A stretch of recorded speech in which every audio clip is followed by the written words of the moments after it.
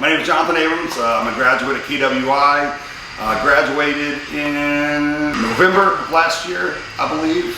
I got employed about 2 weeks after leaving school. I got hired in with the union, local 1076 millwrights.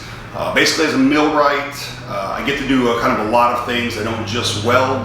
We basically go in and we repair everything. We work after the iron workers, carpenters, electricians, you name it. We kind of go in and fix everybody else's screw-ups.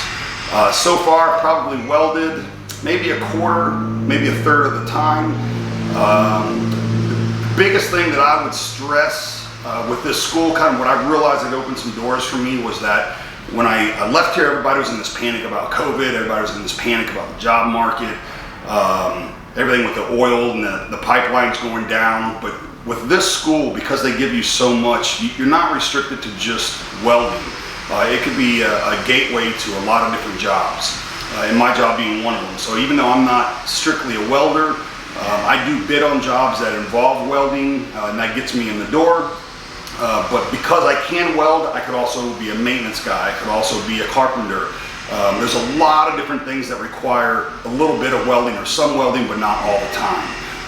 So I think that's kind of a good thing to keep in mind for the young students, just because you don't have to be just welding. It could literally open the door to something that you really would enjoy. The biggest thing with KWI that I realized when I left here, and when I was going to school here, I wasn't a big fan of. I probably, like a lot of students, just thought, why do I need this? But was all the certifications. Most of the schools, as far as I know, they don't offer the NCCR and NCCO, the OSHA, the rigging signal. They don't offer the TWIC card. All of those things. It's a very demanding course when you go through here. And when I got out, I could not believe the shock on people's faces that I already had those. My first job was out in Texas. I got a job out there working on a Toyota plant. There were 3 layoffs while I was there, and I made it through each layoff. And being a newbie, that's a pretty amazing thing. But what kept me going was because there were guys that had been welding 10, 20 years that were there. They didn't have their certs. They couldn't rig, they couldn't signal, they didn't have their OSHA. And I couldn't believe every time I would hear the layoffs and hear who has this, I was like, oh crap. And I'm like pulling out my card as fast as I can. I'm like, I got that cert.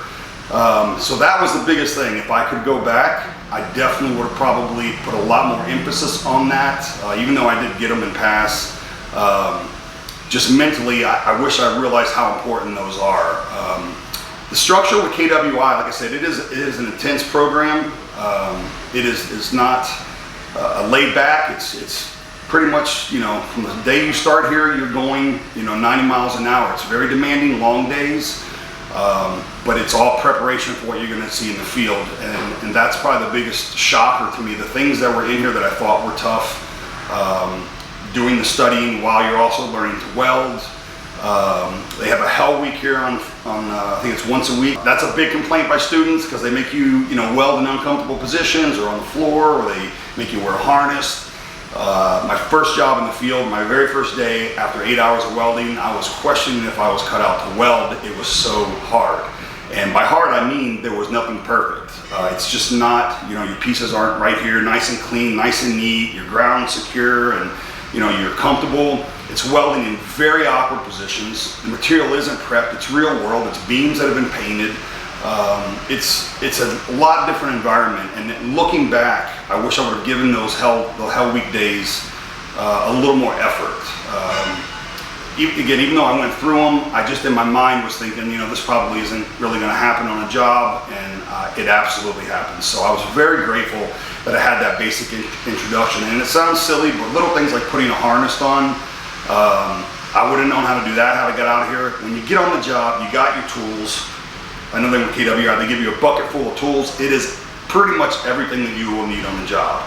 I get there, I got all my tools laid out, I know how to put on my harness. I'm somewhat familiar with welding in uncomfortable positions. I mean, I was light years ahead of the other people that had just gone through schools or had even been welding for years and years. The certification. So one of the things that I've noticed that sets this school apart, being out in the field and meeting a lot of other people that had welding certs and went to other schools, a lot of them might have a flux, or they might have a stick, or they might have a little experience with that, or this and that. But with the KWI, what was kind of shocking was they go through every process. So you're going over your TIG, you're going over your flux, your MIG, you go over stick, you do the in-stick, you have AWS certifications that you can come out of the school with. You kind of get a very well-rounded education on all the different processes. Hopefully if you go through and you get certified in all of them, you'll be ready to go. But even if not, and you only get a few of the certs that are offered, you still can say, hey, I have experience with this, or hey, I've done a bin test with this process. And to employers, that means a lot. It's to walk up and just say, I've kind of welded, just doesn't really, work well. So another thing that I think is really interesting about KWI is that it's not just students that are straight out of high school. There's a pretty diverse mixture of ages here. So for me personally, when I got in here, I was 48 years old, actually 47 when I started here. I had been doing IT for 8 years. I was a single father of 2 kids. A career change was definitely not something I thought was possible. I never liked being in IT. I did construction primarily when I was young. But when my job got laid off, I didn't know what I was going to do. And everybody thought, man, you're going to go to school for welding? That's crazy. But when I came to KWI, when I went through my orientation, when I spoke to one of the owners, Ashley and Bobby, I felt right at home. It was just amazing. They didn't make me feel stupid or like, God, what are you doing, at 48 trying to start over on a new career? They were all about it.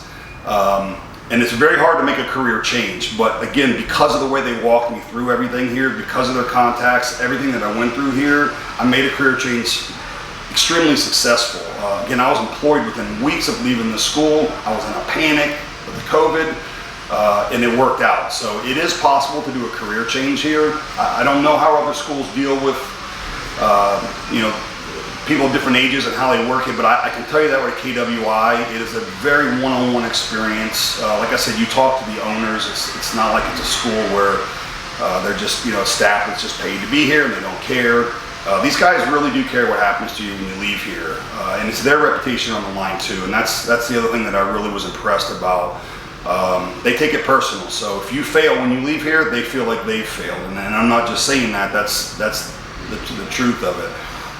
So I definitely would encourage anyone that's looking for a career change, whether you're older, younger, whatever the case may be. This is 6 months, 6 months, and you could be making a career that easily makes 6 figures, and that's not BS. That's an easy number to obtain if you're willing to work. So unions. Union work is something that I think over the years has kind of gotten a bad rep. I bring this up because it opens a huge door of opportunities for you.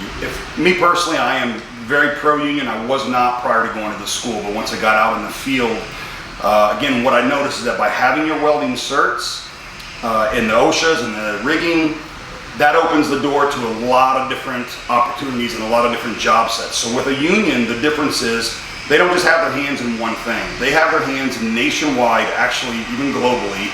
There are tons of jobs, so the more certs that you've got, the more abilities you've got with the different types of welding procedures, the more that union can place you. The biggest thing with union that I think there's a huge misconception on is just the money that's out there, is the pay. So a lot of the welding jobs you'll pay 40, 50 bucks an hour with per diem. Yeah, it's great money, but you have no insurance, you have no vacation, you have no retirement. It's just straight up, a lot of money per pay, which is great. And if you're really disciplined and you know how to shuffle all that, that's awesome. But with a union, my first job was $32.59 an hour. Now, to some of the welders, they say, well, hell, I can make more than that. But it's $32.59, that's just what I get paid to work. My insurance at Blue Cross Blue Shield, it's included in my pay. $11 an hour that I work goes into a retirement set aside for me. It's a pension and an annuity, I believe it is. So the actuality, I make $56 an hour on any job. That's probably the bare minimum. If I find a job that's paying 40, 50 bucks, that's, again, what I'm being paid to work, but that's not including my insurance and my other benefits that they pay in. So I would strongly advise talking to a union rep, giving it a shot. And again, they have their hands in a lot of different contractors. So instead of you having to worry about getting a hold of all these people or keeping contacts, your union rep pretty much will do that for you. So I am a pro-union.